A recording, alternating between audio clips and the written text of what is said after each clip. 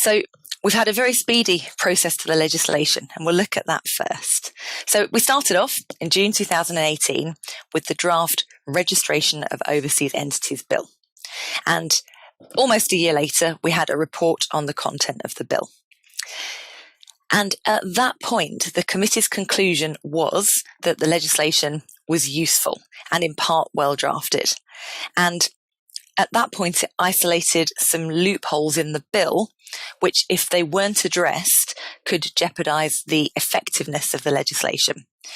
And the committee noted that the government intends to widen the scope of the HMRC Trust Registration Service in order to transpose the 5th Anti-Money Laundering Directive into UK law.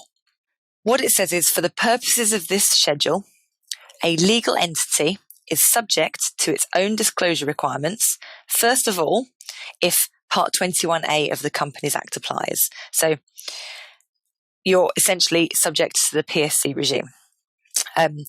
So you're a company with voting shares, for example, traded on the UK or an EU regulated market.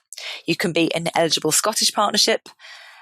You could be already registered in the Register of Overseas Entities, or you could be of a description required in the paragraph. But essentially, you need to be subject to your own disclosure requirements. And we'll talk about how the secondary legislation has kicked in to make sure that trust service providers that are overseas are caught by this section. Now, you can see lots of information is going to be available. So the name of the overseas entity and the beneficial owners will be publicly available on our Find and Update Company information service as soon as their registration has been accepted. Now, secondary legislation number 1 does confirm there will be ways to protect their information from public disclosure. So if they believe the activities of their overseas entity or the characteristics or personal attributes of the individual when associated with that overseas entity puts them or the people living with them at serious risk of violence or intimidation. And again, the application will be similar to the process that we currently have in place for suppression of information for directors, PSCs and LLP members.